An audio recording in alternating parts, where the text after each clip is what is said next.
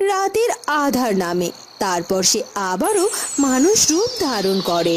আমি এখন কি করি? কে আমায় ভালোবেসে আমার এই অভিশপ্ত জীবন থেকে মুক্ত করবে? সুমন। আমি তো সুমনকে ভালোবাসি। সুমনকে একবারও বোঝেনি আমার মনের ভেতরে লুকিয়ে থাকা ভালোবাসার কথা। নিশ্চয় বুঝেছে কিছু না কিছু।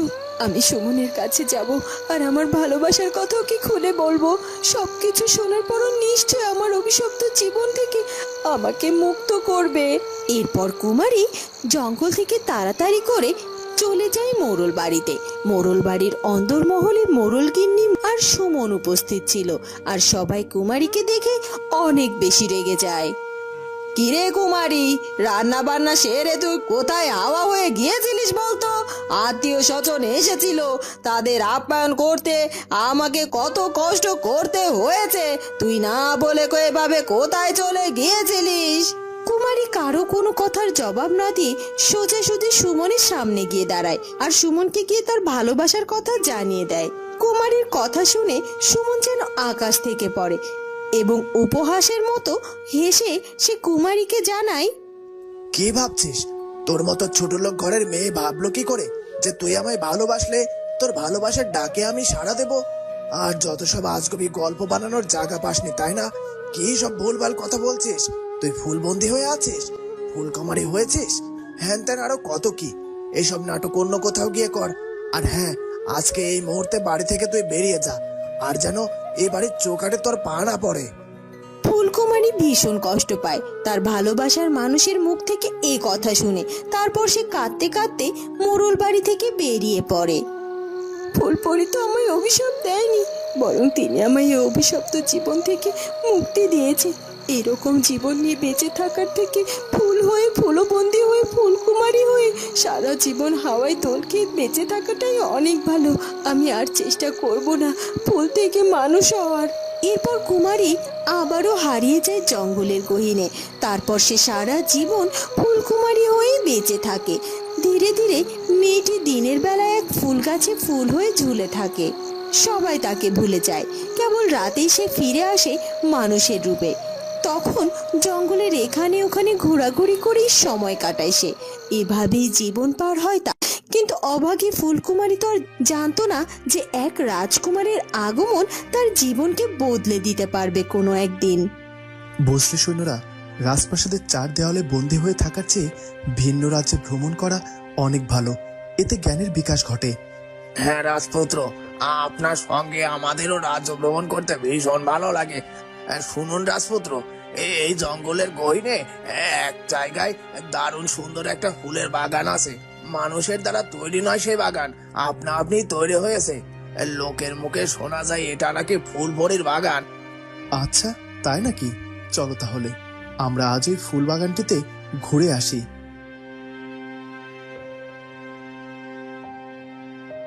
এরপর সেদিন পাশের রাজ্যের রাজকুমার চন্দ্রকুমার জঙ্গলের মধ্যে থাকা ফুলের বাগান ভ্রমণ করতে এসে একটি অদ্ভুত ফুল দেখে মুগ্ধ হয়। এই চমৎকার দেখতে ফুলটির নাম কি বলো তো? তোমরা কি জানো এই ফুলের নাম? কি সুন্দর সুবাস এই ফুলের!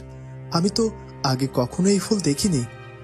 না না রাজপুত্র, আমরাও এমন ফুল আগে কখনো দেখিনি গো। এই ফুলটা যখন অচেনা, তখন আমি এই ফুলটিকে আমার রাজ্যে নিয়ে যেতে চাই। আমার রাজপ্রাসাদের রাজ উদ্যানে এর ঠাঁই হোক। তোলো, এই গাছটিকে মাটি সহ উপড়ে তোলো। তারপর এটাকে আমি আমার সঙ্গে আমাদের রাজপ্রাসাদে নিয়ে যাব। ভেবেছিলাম আমি কোনো কথা বলবো না, চুপটি করে থাকবো, কিন্তু এখন যে আমায় কথা বলতেই হবে এদের সাথে। নয়তো এরা যদি এই বাগানের গাছটা উপড়ে নিয়ে যায় তাহলে তো ফুলপরি নিশ্চয়ই রেগে যাবে আর এই রাজপুত্রকে নিশ্চয় আমার চেয়েও বড় কোনো শাস্তি দেবে। না না, অযথা কাউকে শাস্তি পেতে দেব না আমি। থামো থামো থামো, তোমরা দয়া করে এই বাগান থেকে কোনো গাছ তুলো না, তোমরা দয়া করো। কে কে কথা বললো? আমি গো, আমি ফুলকুমারী। আমি এমন ফুলকুমারী ছিলাম না গো। আমি আগে শুধু কুমারী ছিলাম, মানুষ কুমারী। আমি এই বাগান থেকে একটি ফুল ছেঁড়ার অপরাধে আজ ফুলও বন্দি হয়ে গেছি। আজ তোমরা যদি গাছ তুলে নাও তবে তোমরা বোঝো ফুলপরি তোমাদের কত বড় শাস্তি দিতে পারে। কি বলছো কি? তুমি মানুষ ছিলে আর ফুলপরির শাস্তিতে এমন ফুল হয়ে গেছো?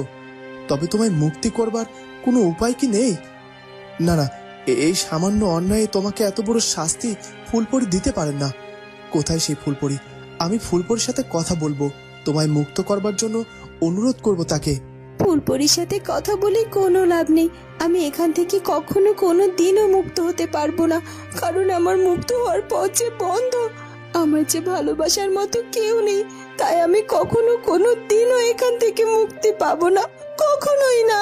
এরপর ফুলকুমারী রাজপুত্র চন্দ্রকুমারকে তার জীবনে ঘটে যাওয়া সব ঘটনা খুলে বলে। তারপর রাজপুত্র চন্দ্রকুমার রাতের আঁধারের জন্য অপেক্ষা করতে থাকে। দিনের বেলায় ফুলের সৌন্দর্যে সে আকৃষ্ট হয়, আর রাতে যখন মেয়েটি মানুষের রূপে ফিরে আসে তখন তার সৌন্দর্য দেখে চন্দ্রকুমার আরো মুগ্ধ হয়ে যায়, আর প্রথম দেখাতেই ফুলকুমারীকে সে ভালোবেসে ফেলে। তোমাকে আমি তোমার এই অভিশপ্ত জীবন থেকে মুক্তি দিতে চাই ফুলকুমারী। আমি তোমাকে এখন থেকে আমার রাজপ্রাসাদে নিয়ে যেতে চাই। আমি তোমায় ভালোবেসে আমার জীবন সঙ্গী বানাতে চাই। তাতেও যদি ফুলপরির আপত্তি থাকে, তবে প্রতিদিন এই বাগানে এসে এই ফুল গাছের পাশে দাঁড়িয়ে থাকবো, তোমায় পাহারা দেব, ঝড় বৃষ্টি থেকে ফুলকুমারীকে আগলে রাখবো। তখনই ফুলপরি সেখানে এসে হাজির হয়। শেষ পর্যন্ত ফুলকুমারীকে ভালোবেসে কেউ একজন তাকে আপন করে নেওয়ার প্রস্তাব দিয়েছে, আর তাই তার সেই ভালোবাসায় আজ অভিশাপ ভেঙে দিল ফুলকুমারীর জীবনের।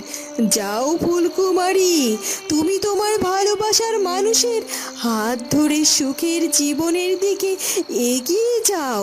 তুমি আজ থেকে মুক্ত, তোমাকে আর ফুলবন্দি হয়ে থাকতে হবে না। আজ থেকে তুমি ফুলকুমারী নও, তুমি যে মানুষ কুমারী। তুমি মুক্ত, আর তুমি তোমার জীবনে সঠিক ভালোবাসার মানুষ পেয়েছো, আর তোমার কিচ্ছু দরকার নেই। এ কথা বলেই পরীটি সেখান থেকে অদৃশ্য হয়ে যায়। সত্যি সত্যি রাজকুমার, আজ আজ আপনার ভালোবাসার কারণে আমার জীবনের সমস্ত অভিশাপ কেটে গেছে। আমি আবার মুক্ত হতে পেরেছি। আর আমি তো কখনো কোনোদিনও ভাবতে পারিনি যে সত্যি কেউ আমাকে এভাবে ভালোবাসবে। সত্যি সত্যি আমি আপনাকে পেয়ে মহাধন্য রাজকুমার, মহাধন্য। ফুলকুমারী আবারও স্থায়ীভাবে মানুষের রূপে ফিরে আসে। রাজপুত্র চন্দ্র কুমারীকে নিয়ে রাজপ্রাসাদে যায়। কুমারীর ফুলকুমারী হওয়া জীবনকে ধন্য ধন্য বলতে থাকে। আর এদিকে ফুলকুমারী রাজপ্রাসাদে এসে রাজপুত্রের সঙ্গে সুখে শান্তিতে জীবন যাপন করতে থাকে। বন্ধুরা, কেমন লাগলো আমাদের আজকের গল্পটি? যদি ভালো লাগে তাহলে অবশ্যই আমাদের চ্যানেলটিকে সাবস্ক্রাইব করে দিও। দেখা হবে নতুন কোনো গল্প নিয়ে। সে পর্যন্ত ভালো থেকো। ধন্যবাদ।